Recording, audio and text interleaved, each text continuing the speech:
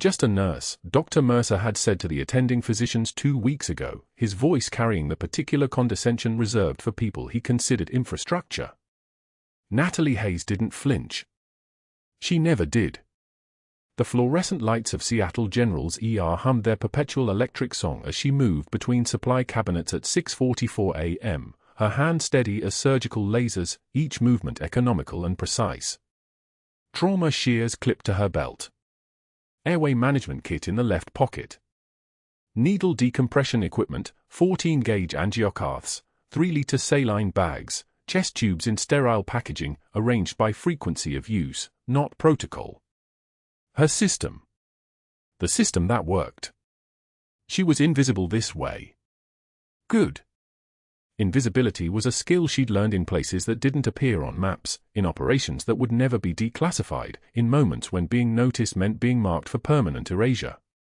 The ER staff moved around her like water around stone. She was simply part of the infrastructure, a fixture as reliable and unremarkable as the defibrillator mounted on the wall. Her white coat hung loose over scrubs that had seen enough blood to tell their own stories, and the faint scars on her knuckles, thin white lines from field sutures, from holding instruments in conditions where gloves were luxuries, remained hidden beneath latex gloves that she changed between every patient. No one asked about scars. No one asked about the slight limp favoring her left leg, the result of an IED fragmentation that had taken out a Humvee's left suspension and nearly taken her life. That was the deal she'd made with the Pentagon, invisibility in exchange for survival. Invisibility in exchange for her son staying alive. The jacket hung in her locker, the one that smelled of antiseptic and the kind of coffee that had been sitting in the break room for 3 days. Inside the lining, sewn with surgical precision using thread meant for human tissue, was a faded unit patch. The colors had dulled to nothing, the embroidered insignia barely visible unless you knew exactly where to look. She hadn't looked at it in 11 months. Couldn't afford to. Every time she came close, the weight of what it represented threatened to crack the careful compartmentalization that kept her functioning. Captain Natalie Hayes officially ceased to exist in 2019 when the Pentagon's Office of Special Access Programs had offered her a choice: permanent civilian cover with a new identity, or watch her son's location become public knowledge to the people who had already tried to silence her once. She'd chosen the identity. She'd chosen him. She'd chosen to disappear into hospital corridors and become just another overworked nurse in a city of 50,000 healthcare workers, all of them equally invisible to the men and women who walked the real power structures of the institution. Her son's letters came to a P.O. box in Olympia. 3 times a year, carefully vetted by intelligence handlers who redacted anything operational. She kept them in a box beneath her apartment bed, letters that talked about his commander, Major James Kirkland, a man who had apparently kept her boy alive through 2 deployments in the Hindu Kush when everything else wanted him dead. The letters were sparse. Military families learned brevity, learned to write around classified details. But the tone was there. Respect. The kind that only formed when someone had your back in places where backs were targets. She'd memorized every mention of Kirkland's name. 12 references across 6 years of correspondence. 12 tiny lifelines connecting her to the reason her son still breathed. The trauma bay at Seattle General operated on the logic of controlled chaos. Bays 1 through 4 ran in perpetual readiness, equipment positioned for maximum accessibility, protocols laminated and color-coded on every wall. Natalie had her own mental map of the space. She knew without looking where the crash cart would need to be pushed, where the blood bank cooler sat, which for pumps had faulty pressure alarms and which ones still functioned reliably. She knew the ER like a field surgeon knows her tent. Like a Marine knows her rifle. That was the thing about being military: the systems you built to survive kept building themselves long after you'd been discharged, even if that discharge had never been official, had happened in a classified bunker under the Pentagon with 3 witnesses and an NDA that carried a 20-year federal felony attached to any violation. Dr. Mercer appeared at 7:04 a.m., moving through the automatic doors with the particular confidence of a man who'd never been told no by an institution. His white coat was pressed so sharply it could cut, and his shoes, Italian leather, probably $2,000, reflected the fluorescent ceiling lights like mirrors. He was tall, handsome in the way that privilege carved into male faces, with the kind of jawline that made nurses hesitate and patients trust his every word despite the fact that his success rate with complex cardiac cases ran 5% below the hospital average. Natalie had calculated this 3 months ago, quietly, using the patient outcomes database and a personal spreadsheet she kept encrypted on her phone with a password even the Pentagon handlers didn't know. She'd been a cardiac surgeon's daughter before she'd been a soldier. She recognized bad decision-making dressed up in good intentions. He scanned the ER floor like a predator cataloging the herd, and his eyes landed on her clipboard. Natalie was updating the inventory logs, standard procedure, invisible work, the kind that hospitals only noticed when it wasn't done. She didn't look up. That was the skill. Looking up gave attention, gave acknowledgement, gave the impression that you considered yourself worth his notice. She kept her eyes on the columns of numbers, endotracheal tubes, suction catheters, blood products, for lines, medications. All of it tracked in neat columns because if something was needed during code blue at 3 in the morning, there was no time for searching. There was only time for knowing. Hayes. His voice carried the particular intonation of someone who'd used her last name as a dismissal, an abbreviation, a way of removing personhood from interaction.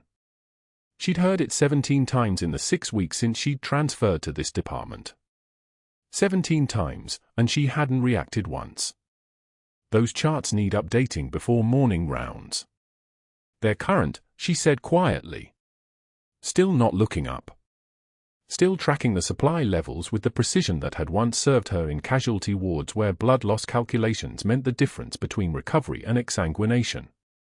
I pulled them at 6:15. The notation system is substandard.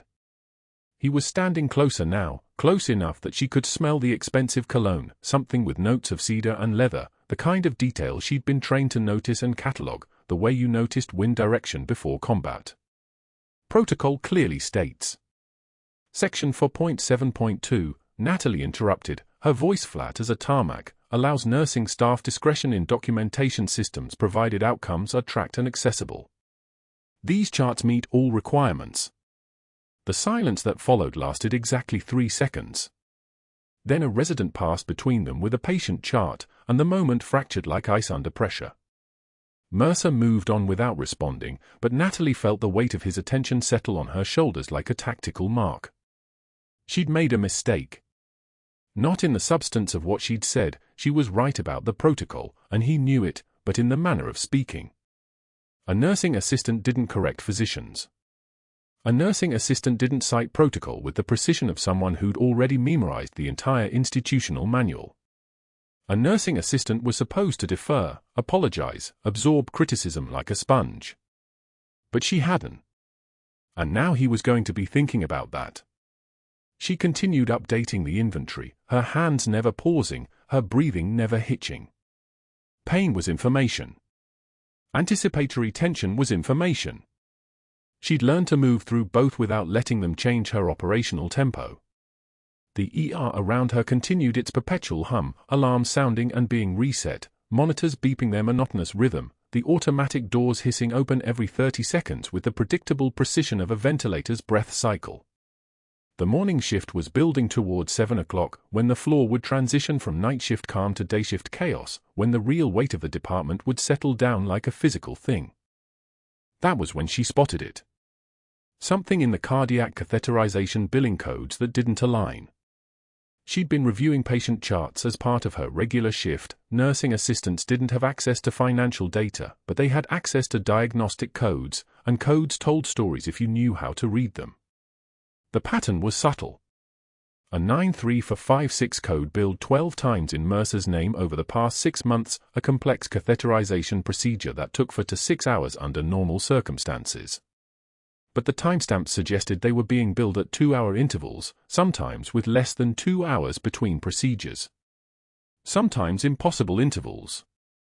Sometimes procedures being billed on days when Mercer had been at conferences or on vacation, according to the sign-out log she'd seen posted in the physician lounge. The implication settled into her stomach like a weight, and she filed them away in the same mental compartment where she kept everything dangerous. She was supposed to be invisible. Invisible people didn't notice financial fraud. Invisible people didn't spot patterns that suggested systematic insurance manipulation running into the hundreds of thousands of dollars. Invisible people turned off the analytical part of their brain and simply existed as background decoration in the machinery of institutional medicine. But Captain Natalie Hayes had been trained in pattern recognition by the most sophisticated military apparatus in human history. She'd held field hospitals together in Kandahar province with nothing but a trauma kit and muscle memory. She'd filled out casualty reports and noticed discrepancies that had connected to larger operational failures, and those reports had gone into classified files that probably still sat in a vault somewhere under Arlington, Virginia. She couldn't turn that part of herself off. Not anymore. Not unless she died. What she didn't know was that the pattern she'd noticed was about to become the fulcrum on which her entire rebuilt life would turn. She didn't know that Major Kirkland was lying in a civilian hospital in Portland right now, burned and bleeding from an IED strike near Kandahar, and that in exactly 17 days he would be transferred to Seattle General under a false name because his actual medical condition would make him uninsurable. She didn't know that Dr. Mercer would refuse to treat him. She didn't know that the pharmaceutical calculation she'd begun running in her head at 7:04 a.m., as Mercer had walked past, as she'd spotted the billing codes, as the ER had continued its perpetual humming, would become the only thing standing between her son's commanding officer and death. She organized the trauma shears in her kit.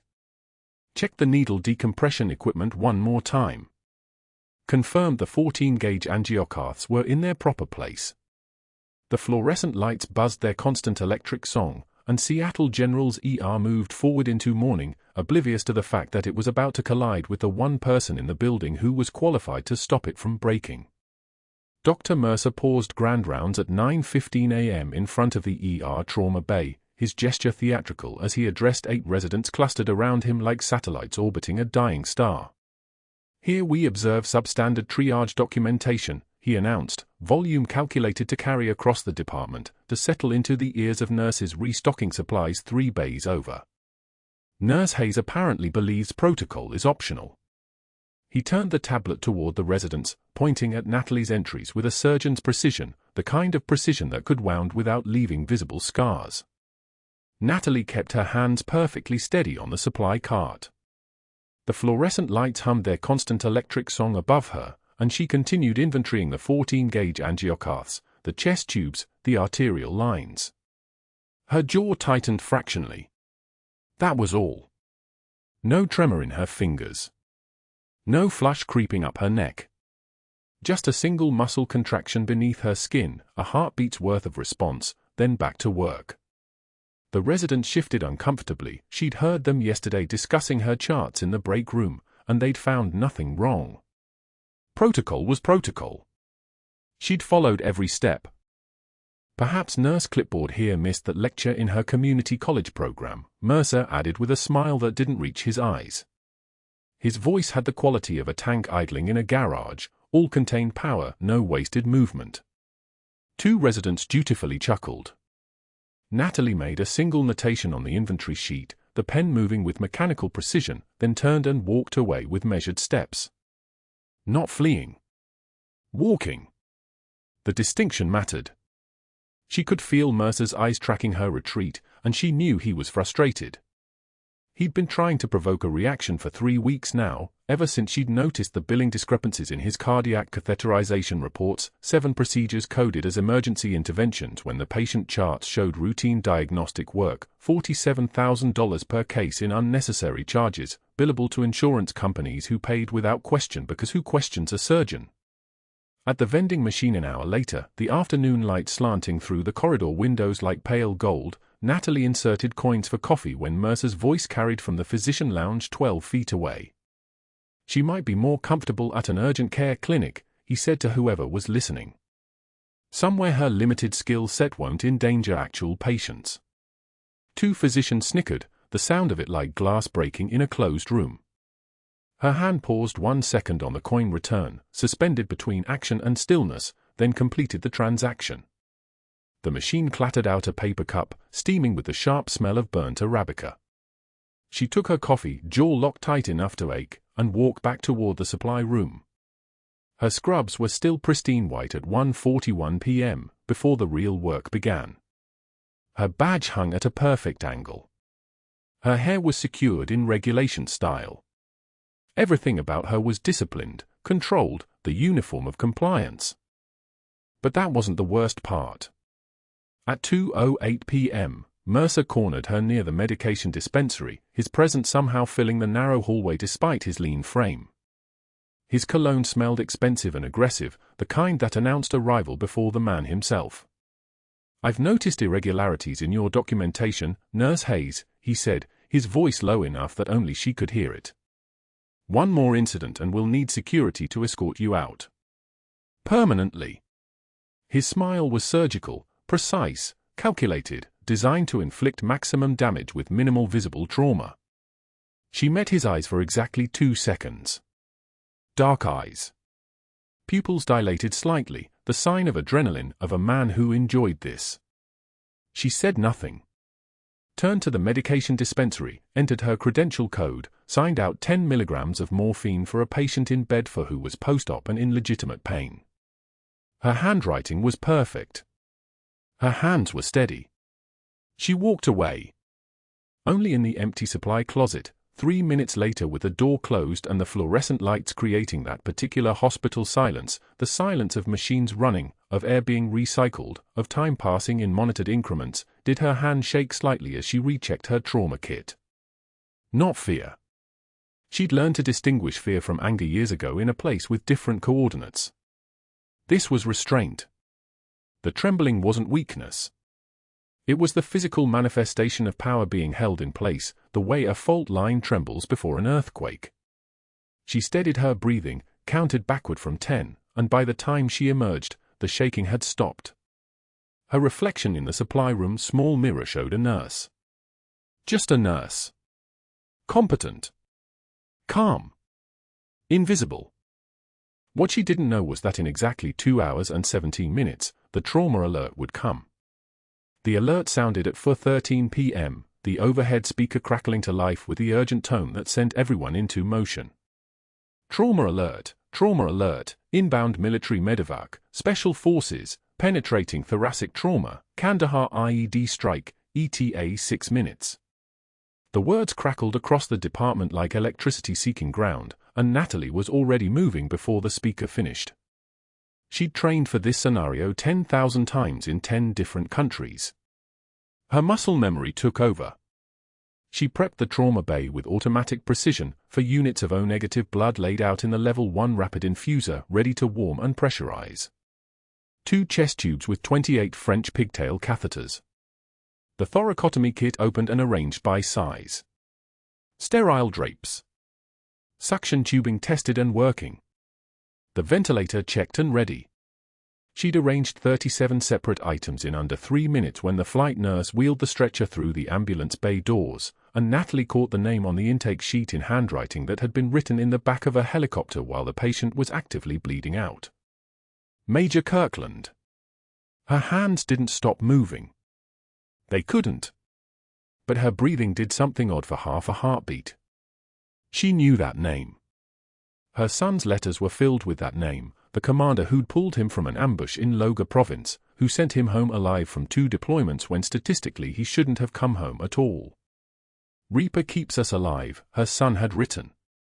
Best commander I've ever served with. Absolute legend. They wheeled him in unconscious, grey-faced, his uniform soaked through with blood so dark it was almost black. Blood pressure 70/40ths and dropping. Pulse 142 and thready. O2 saturation 84 and falling. Natalie moved with the terrifying fluid precision of someone who'd done exactly this before, not in a trauma bay with monitors and blood warmers, but in a forward operating base in Kandahar where the power failed every 3rd day and you worked by lantern light and learned to read a patient's body the way other people read books. Dr. Mercer appeared in the bay doorway, glanced at the chart in the flight nurse's hands, saw the insurance flag on the intake sheet, insufficient pre-authorization, excessive liability exposure. His expression shifted through calculation, risk assessment, and institutional self-preservation in the time it took him to set the chart down. He turned and paged Dr. Sullivan in cardiothoracic. The phone rang 12 times before the answering service picked up. Sullivan wasn't available. Dr. Chen suddenly had a complication in OR 2. Dr. Williams remembered a family emergency. Within 8 minutes, every surgeon in Seattle General had vanished like smoke at dawn. Natalie watched it happen from the corner of her eye while she hung the second unit of blood, while she prepared the needle for needle decompression at the second intercostal space, midclavicular line, the procedure that would buy them time if the tension pneumothorax that was building in his right chest cavity decided to become a full collapse. Mercer shrugged and started toward the door. "Wait," Natalie said. "Not a request. A statement. He'll die in 20 minutes. Her voice had dropped an octave. "Pneumothorax is building. Without decompression, his heart stops before surgery. He'll die here." Mercer's smile was thin and precise as a scalpel. "Then document the time of death accurately, Nurse Hayes. I understand you're particular about documentation." The trauma bay door clicked shut behind him. The sound of it closing was like a period ending a sentence. Like a door locking. Like a choice being made. Major Kirkland's blood pressure dropped to 60/35. The monitor beeped once. Twice. The rhythm was becoming increasingly irregular, the electrical system of his heart starting to fail under the pressure of collapsed lung tissue. Natalie looked at the monitors, at the empty hallway where Mercer had walked away, at the man on the stretcher whose name appeared in her son's letters written from places she'd been authorized to forget. Her hands moved. Not because she was thinking about it. Because some decisions make themselves in the space between one heartbeat and another. She started the transfusion protocol alone. One unit running wide open through the level 1 infuser. Blood pressure climbing fractionally, 63. 65, 70. Not enough. Not yet enough. She reached for the needle with the muscle memory of 1,000 training hours and 1,000 hours she couldn't discuss, and with the precision that came from knowing exactly what happens when you get this wrong, she positioned the needle at the second intercostal space, midclavicular line, and applied steady pressure until the needle pierced through the chest wall and into the pneumothorax. The hiss of air escaping was sharp and immediate, a sound like relief, like the world exhaling after holding its breath. The monitor responded. O2 saturation climbing, 84. 88, 92. 96, the blood pressure rose to 78. The rhythm became more regular. She pushed in the second unit of blood and reached for the chest tube kit, her hands moving with the kind of calm that comes from having already survived the worst. And that's when the real work began. The trauma alert crackled through Seattle General at 4:24 p.m. Penetrating thoracic trauma. Kandahar IED strike. Special Forces Major inbound via military medevac. ETA 6 minutes. Natalie was restocking her crash cart when dispatch came through the overhead system.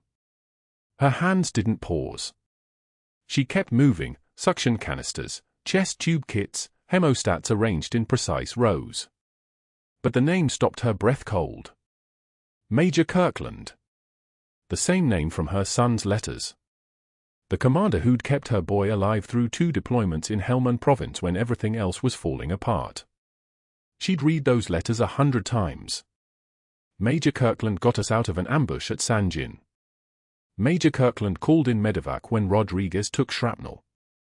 Major Kirkland brought us home. Her son had written his name like it meant something sacred. Now he was 6 minutes away, bleeding out.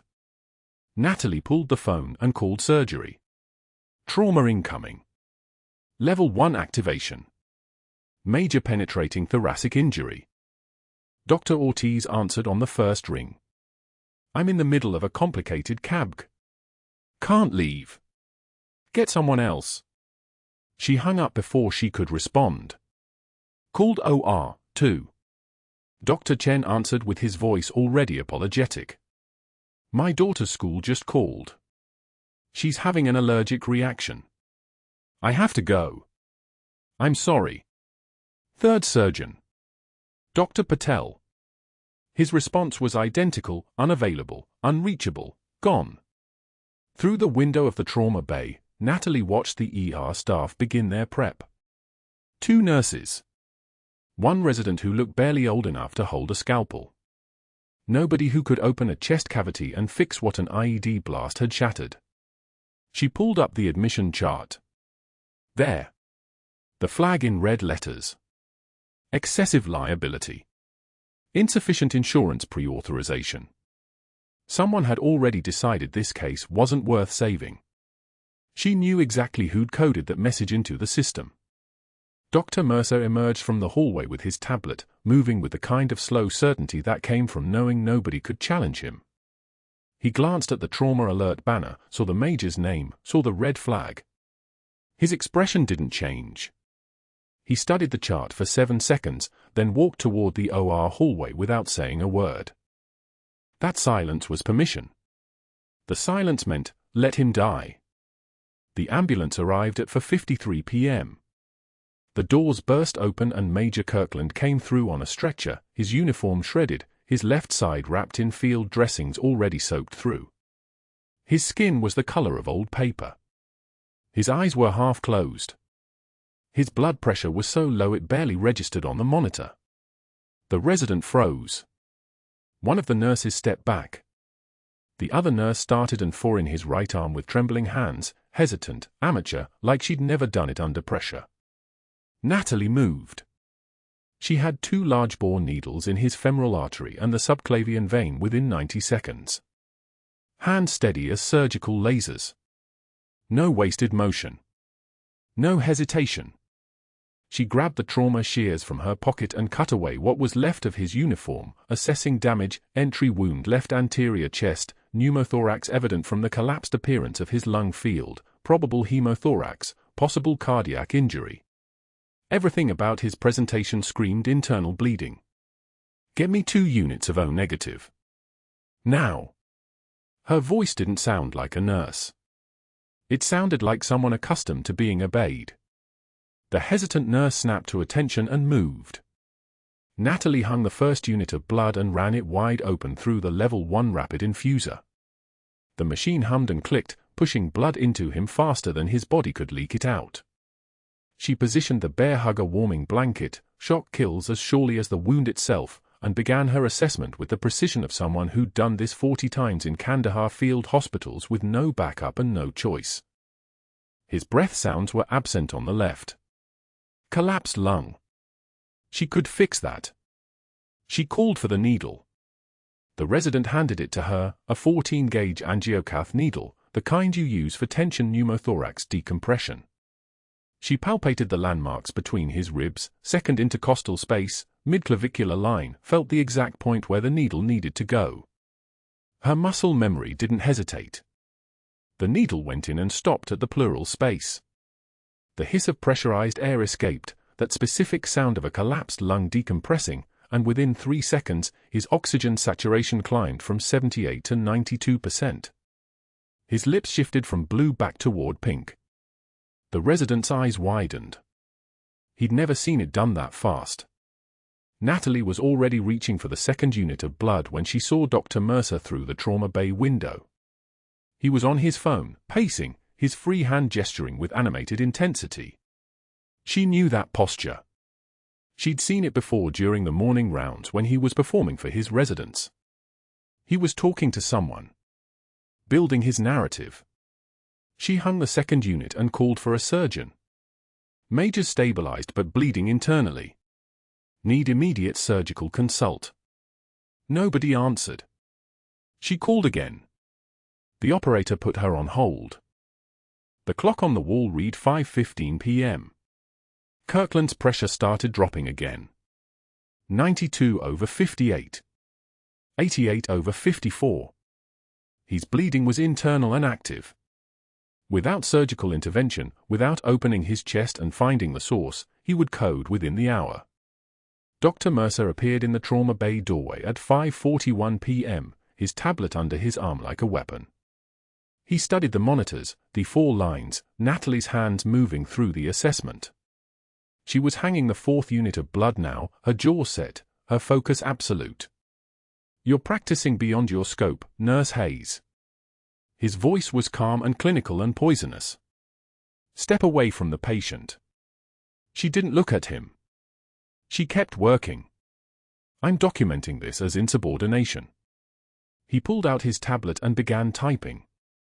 She could hear the keyboard clicks, rapid and precise. He was writing her up in real time, building the record, establishing the paper trail that would erase her credibility before anyone could ask why she'd saved a life he'd decided wasn't worth saving. He finished typing, looked at the patient once more with an expression like contempt, and left. Natalie transfused the 6th unit. Kirkland's pressure stabilized at 82/48, still hypotensive, still bleeding, but holding. For now. Her hands moved through the assessment again, checking for fluid in the pericardium, listening for muffled heart sounds, preparing for what came next if his pressure crashed again. By 6:11 p.m., for hours since she'd started, she could feel the fight shifting. Kirkland's eyes were rolled back. His heart rate had climbed to 156 beats per minute, compensating, pushing harder, running out of time. His pressure was dropping again. 74/40. 68/35. The monitors were singing an alarm in a minor key. She called a code. Nobody came. She called again. The overhead system activated but no surgical team materialized. The resident was standing near the wall, paralyzed. The hesitant nurse was breathing too fast, her hands useless. The other nurse had already left the trauma bay. Natalie pulled on sterile gloves, the snap of latex against her wrist sounding like a decision being made. She prepped his chest with antiseptic and picked up the scalpel. 1 incision. Left anterolateral thoracotomy. Through the skin, through the intercostal muscles, spreading his ribs with a rib retractor. She was inside his chest cavity in under 2 minutes. His heart was barely beating. She could feel it fluttering in her palm like a bird running out of strength. Her fingers wrapped around his ventricle. She began manual cardiac compression. Squeeze and release. Squeeze and release. The motion was automatic, muscle memory speaking louder than fear. She'd held hearts before. She'd kept people alive when everything else had stopped working. This was what her hands knew how to do. The door to the trauma bay opened hard. Dr. Mercer walked in with 2 security guards behind him, their badges gleaming in the fluorescent light. Nurse Hayes, you are suspended effective immediately for reckless endangerment and practicing medicine without a license. Security will escort you out. His voice was reasonable and final. A man enforcing policy. A man with institutional power behind him. She kept compressing. When his heart restarts. For words. Her voice was something different now, something quiet and absolute that made the resident take a step backward. Mercer's face went red. He pulled out his phone with shaking hands and dialed while staring at her, while watching her hands move inside another man's chest, while realizing that she was not going to stop. Jim? Mercer. His voice was rapid, urgent, constructed. Seattle General. We have a situation, need you to back my decision with the board president. Right now. Reckless cowboy medicine. Multiple witnesses. Suspended one of my nurses for practicing medicine without a license. I'm documenting everything, but I need institutional backing before she wakes him up and he survives and tries to sue us for allowing an unlicensed. He kept talking, kept building his story, kept rewriting what was happening in real time while Natalie's fingers stayed wrapped around Major Kirkland's heart. She could feel it starting to respond. A flutter. A beat. Another beat. The rhythm becoming more regular with each compression. His blood pressure was rising on the monitor. 62/38. 68/42. 74/45. Mercer was already talking to someone else, his voice smooth and practiced. Yes, the patient is being prepared for transfer to ICU should he survive. She'll be escorted out before that happens. No, she won't be available for questions. Yes, I understand the legal implications. He was erasing her. In real time, on the phone, he was eliminating anyone who might corroborate her version of what happened. He was establishing the narrative: reckless nurse, cardiologist who followed protocol, patient who died despite the nurse's interference. But the patient wasn't dying. Major Kirkland's heart found sinus rhythm at 7:03 p.m., for hours and 16 minutes after Natalie Hayes had decided that some patients were worth saving regardless of the cost. His heart was beating. Actually beating. Natalie withdrew her hands from his chest cavity with the careful precision of someone who'd done this 43 times under fire in a place where mistakes meant body bags, and she monitored the monitor, sinus rhythm holding steady, pressure climbing toward something resembling survival. 100. 105. 110. His skin was no longer the color of wet concrete.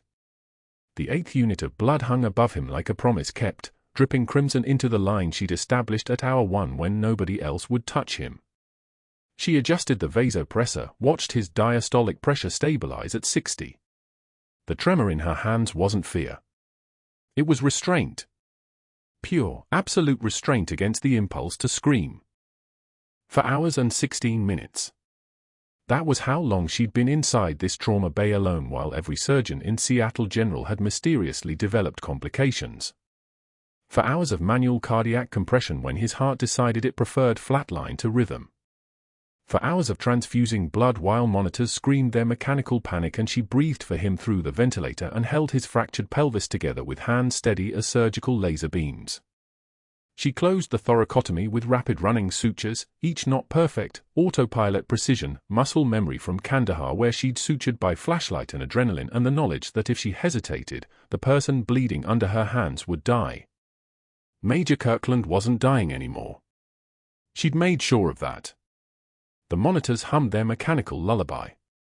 Oxygen saturation climbing, 94%. 96. Good. His pressure was holding without the volume of catecholamines that would normally send a post-resuscitation patient into dangerous arrhythmia. She'd been teaching her hands to save lives for 12 years, 3 countries, and 2 wars, and right now they remembered every single lesson. She connected the arterial line to the monitor, watched the waveform display with the steady pulse of a man whose chest she'd literally compressed back into function. His left lung had collapsed at hour 2, breath sounds absent, oxygen saturation plummeting like a stone through black water, the kind of crash that meant minutes, not hours. She'd recognized it immediately: tension pneumothorax. The collapsed lung was compressing his heart. He was dying from the pressure inside his own chest. She'd found the second intercostal space, mid-clavicular line, the anatomical landmark burned into her muscle memory from 40 times doing this exact procedure in Kandahar under shellfire. Needle. 14-gauge angiocath. The needle went in smooth.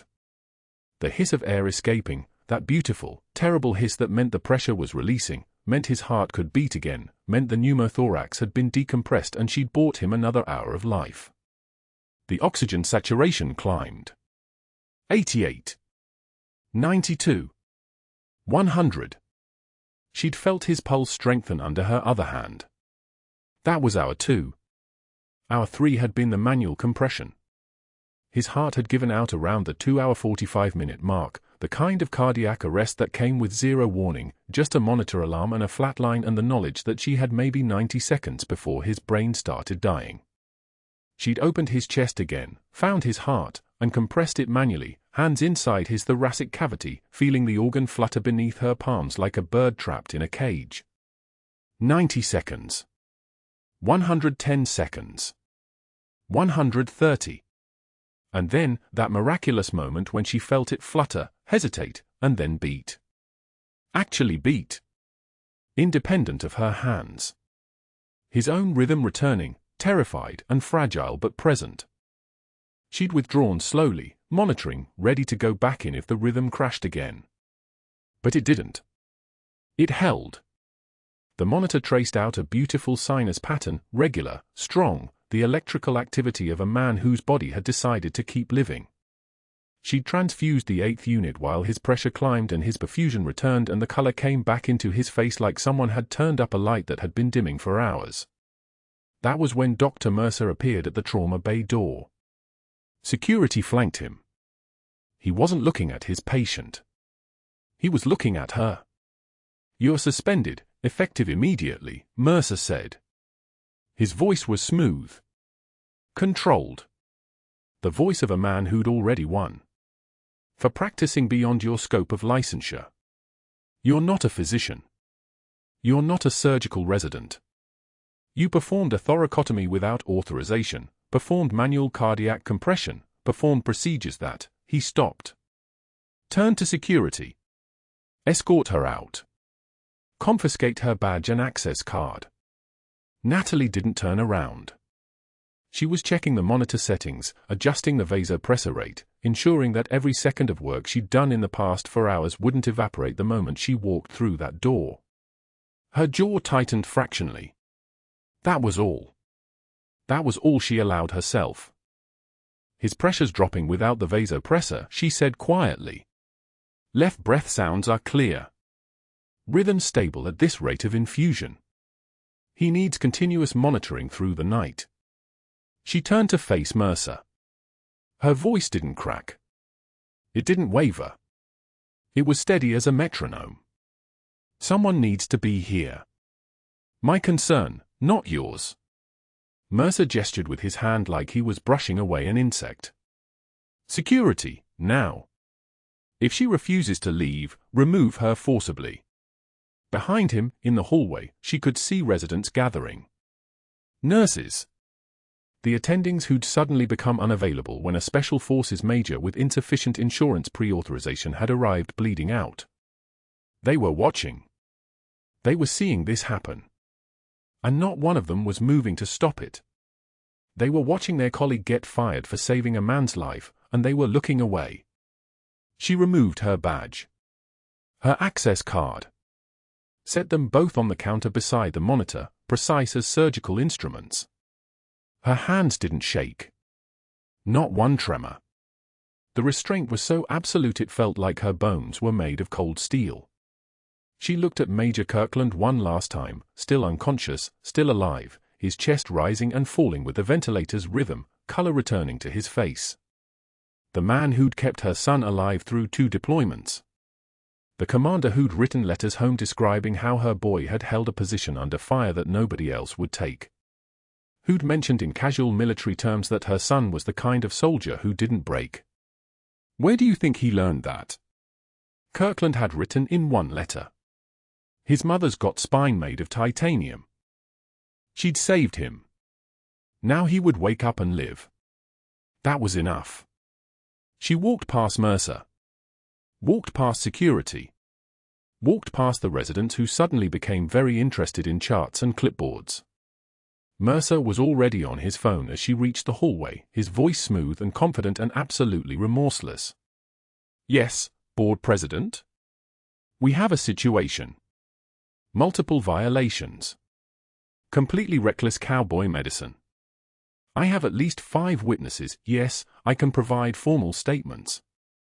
I'm already reassigning the competent staff to other units so there's continuity in his care. No, I don't believe she should have further contact with any trauma patients. I documented everything." His footsteps were moving away from the bay, moving deeper into the hospital, moving toward his next phone call, his next witness intimidation, his next systematic dismantling of anyone who might corroborate her version of events. She understood what he was doing. She understood it perfectly. Mercer was building an airtight case before Major Kirkland regained consciousness and told anyone who'd listened that a nurse with military-grade combat medicine training had saved his life. Before the patient could identify her. Before the patient could undermine whatever narrative Mercer was constructing, reckless, unauthorized, dangerous, a loose cannon who'd violated protocol and gotten lucky. By the time Kirkland woke up, Mercer would have already isolated her credibility. The residents would have signed statements. The nurses would have disappeared to other units. The attending physicians would have already documented their concerns about her work. The story would be set in concrete before anyone could argue otherwise. She pushed through the ER doors. The Norfolk night air hit her face, September cold, autumn rain starting to fall, the kind of weather that made everything smell like wet concrete and distance. She stood in the parking lot for 30 seconds. That was all. 30 seconds to let the adrenaline finish burning through her system. 30 seconds to feel her hand stop shaking by force of will alone. Then she walked to her car. At 3 in the morning, she sat alone in Fletcher's Diner on the corner of 14th and Main, still wearing scrubs stiff with Major Kirkland's blood. She couldn't go home. Couldn't sit in her apartment with the knowledge of what she'd done, what it had cost her, what was about to happen. So she'd ordered black coffee and watched it go cold while her reflection stared back at her from the dark surface. Broke. Suspended. Unable to defend herself without destroying the cover that kept her son safe from the people who'd already tried to silence her once. The classified operation that had earned her the Navy Cross had been buried so thoroughly that Captain Natalie Hayes officially ceased to exist in any database, any record, any place a normal person could access. The Pentagon had ordered her into permanent civilian cover after she'd witnessed something in that Kandahar bunker, something that conflicted with the official after-action report, something that certain very important people needed to remain buried. If she revealed who she actually was to fight Mercer's suspension, if she pulled the thread on her real identity, the people who'd already tried to silence her through a carefully orchestrated car accident would come looking. And this time they'd go after her son. She'd saved Major Kirkland. She'd held a field hospital alone under sustained fire. She'd performed 43 surgical procedures without relief and brought 217 casualties home alive. And now she was sitting in a diner at 3 in the morning in scrubs that smelled like someone else's blood, suspended from the hospital, stripped of her credentials, and utterly unable to fight back without guaranteeing that her son would pay the price for her honesty. The coffee was cold. She drank it anyway. Major Kirkland's eyes fluttered open at dawn. The ICU ceiling came into focus first, those fluorescent panels she'd stared at for 4 hours while her hands kept his heart beating. His pupils tracked left, right, then down toward the visitor's chair where she sat asleep, her head tilted against the wall at an angle that would leave her neck screaming. He stared at her face for 3 seconds. 4. Then his lips moved. One word, barely audible, like calling across a canyon, Reaper. The monitors didn't spike. His heart rate stayed steady. But the word hung in the clinical air like a detonation, specific, coded, impossible. Reaper was dead. Reaper had died in Kandahar 3 years ago during Operation Silent Night, the one that never made official reports, the one buried so deep that even her Pentagon file claimed her death had occurred on a Tuesday in March, her body never recovered, her name struck from every roster. Reaper existed in classified photos and encrypted emails and the nightmares of 7 Special Forces operators who'd watched her hold a field hospital together for 11 hours while insurgents tore the compound apart from 3 directions. Now Reaper was standing in front of him, and he was alive, and his whisper had activated something in the room that nobody else could hear. The Marine liaison reading casualty reports in the hallway outside the ICU froze mid-sentence. Captain Rivera had been cross-referencing Major Kirkland's personnel file against the incoming medevac manifest, routine administrative task, the kind that filled the gaps between trauma alerts. But the name on the manifests didn't match the name in the casualty report, and the name in the casualty report didn't match the patient who'd just woken up asking for someone who'd been officially dead for 36 months. He stood up. Walked to the patient's window. Kirkland was pointing at the woman in the chair. One finger. Clear intent. Captain Rivera pulled Kirkland's full file from the secure terminal, not the sanitized version they'd given him last night, but the classified one, the operational history, the redacted names and mission dates and the single line under recommended for commendation but classified, cannot proceed. The recommended person's name had been struck through, marked deceased, filed under operations that didn't technically exist. He picked up the phone. Dialed the secure line for the Marine Expeditionary Force Liaison Office in Quantico. The conversation lasted 90 seconds. Yes, he was sure. Yes, the patient had named her specifically. No, he wasn't authorized to explain why that name shouldn't exist. By the time he hung up, 3 people were already making calls up the chain. A 2-star general arrived at Seattle General 92 minutes later in a Marine convoy, no fanfare, no announcement, just 5 vehicles that moved through the hospital parking lot with the precision of operators who'd done this 100 times. The general went directly to the ICU without stopping at administration, without the courtesy briefing that protocol demanded, because when you'd commanded operations in Kandahar and you received a call about Reaper being alive in a hospital trauma bay, you didn't wait for paperwork. He stopped at Natalie's chair. She was awake now. She'd been awake for 40 seconds before he arrived, alert the instant the rotor wash from the Black Hawk outside hit the windows. The general looked at the woman in the scrub stiff with blood that wasn't hers. Then he looked at the jacket slung over the chair behind her. He reached down, picked it up, and examined the interior seam where something had been sewn by military hands into a place no civilian would ever look. The faded unit patch, barely visible, worn colorless from decades of being carried under layers. The symbol of a platoon that had died in an IED strike in 2019. The insignia of an operation that never happened. The general stood at attention. His hand came up in a salute so crisp it sounded like a gunshot, a salute to decorations that existed in no database, to a rank that had been officially erased, to a soldier who'd been memorialized with a fake death and a flag that had been buried in Arlington next to a casket that contained nothing but sand from Kandahar. Natalie returned the salute without standing. Her eyes never left the general's. The general's hand came down, and he placed the jacket back on the chair with the reverence of someone handling a relic. Dr. Mercer pushed through the ICU doors 30 seconds later, his voice already sharp with authority. "I'm reporting unauthorized access to this patient by suspended personnel." He stopped. Took in the general's uniform. The Marine outside the door. The FBI agents ascending the ICU stairs behind him, badges visible, expressions carved from courthouse stone. "Step back, doctor," the general said. Not a request. It wasn't even particularly loud. But every syllable landed like a hammer strike. The lead FBI agent moved forward, tablet in hand. "Dr. Marcus Mercer?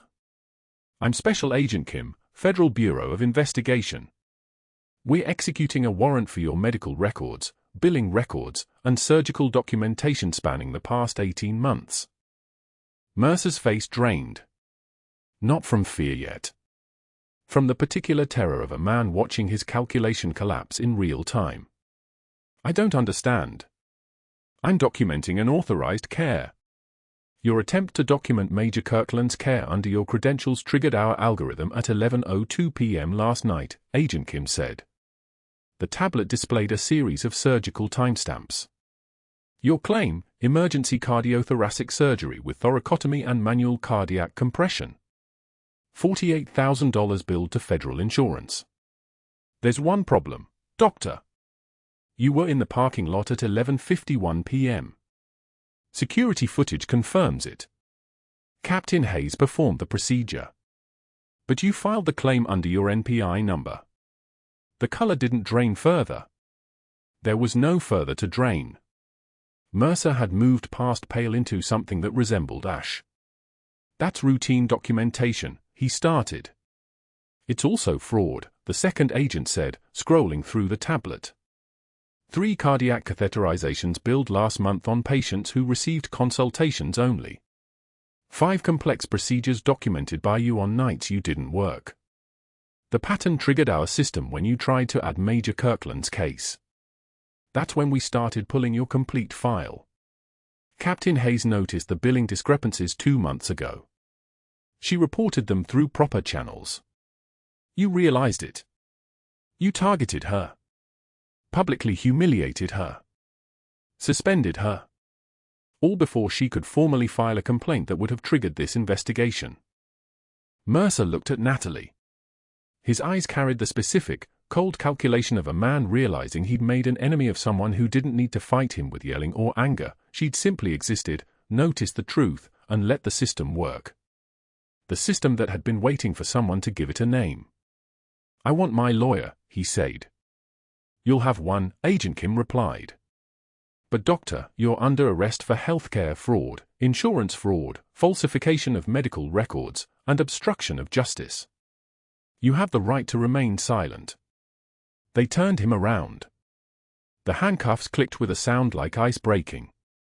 They read him his rights in voices that carried no malice because they didn't need to. The malice was being supplied entirely by physics and consequences. the perp walk carried him back through the ICU hallway, past residents whose faces had shifted from confusion to understanding, past the nurse's station where the staff who'd laughed at his vending machine jokes now looked away, past the attending physicians who'd accepted his invitations to his beach house and his status as the hospital's alpha. They walked him past Natalie last, and for one moment his eyes met hers, and what he found there wasn't anger or triumph. It was something worse, the absolute certainty that he'd never been fighting against her capacity for rage. He'd been fighting against her capacity to be patient. 6 months later, someone sent Natalie a community college course catalog. On page 47, under Evening Certification Programs, CPR Basics, Instructor, Dr. Marcus Mercer, Tuesdays 6 to 9 p.m., $18 per hour. She kept it in her desk at the VA hospital in Norfolk where she now worked openly under her real rank, Captain Hayes, Director of Emergency Medicine. The Pentagon had quietly restored her records after the FBI investigation revealed that her classified identity had been protecting evidence of the same contractor billing fraud network that Mercer had been siphoning money through. Her forced disappearance hadn't been punishment. It had been quarantine. Now that evidence had closed 6 federal cases and indicted 17 people across 3 hospital systems. Major Kirkland walked into her office unannounced on a Thursday morning, no limp, full range of motion in his left shoulder, cleared for active duty in 60 days. He saluted. She returned it without standing. "My son tells me you're impossible to work for," she said, allowing the ghost of a smile. "I learned from the best, Captain," he replied. He placed something on her desk, the faded unit patch from her jacket lining, professionally framed now, the colors restored, with a single line engraved below, "Death stopped at her door." He'd returned it to its proper owner. That evening, she drove to Fletcher's Diner at 3 a.m., the same diner where she'd sat 6 months earlier staring at her reflection in black coffee, believing she'd lost everything. This time, she wasn't alone. 3 VA nurses from her emergency department occupied the next table, decompressing after a mass casualty drill that had run longer than expected. They waved her over. The coffee was hot. Her reflection in the window showed someone who existed again, not hidden, not erased, not drowning. Just Captain Hayes, drinking coffee at 3 a.m. with people who knew exactly who she was and stayed anyway. On the diner's community board, someone had pinned a newspaper clipping, VA hospital names former military officer as emergency director. Below it, in her son's handwriting on a sticky note, "Sometimes the bravest warriors carry stethoscopes, not guns." This is where real heroism lives, not in the explosions or the operations or the classified missions that disappear into redacted files. It lives in the quiet people who notice the fraud, who keep their composure when attacked, who show up for the mission even when nobody knows their name. Sometimes the bravest warriors carry stethoscopes, not guns. If this story hit you, if you've ever been underestimated by someone who didn't know your value, subscribe and hit that notification bell. Leave a comment telling me, have you ever judged someone only to find out you were dead wrong? And if you know someone who deserves to be seen, really seen, share this with them. Because real heroes don't ask for recognition. They just keep showing up.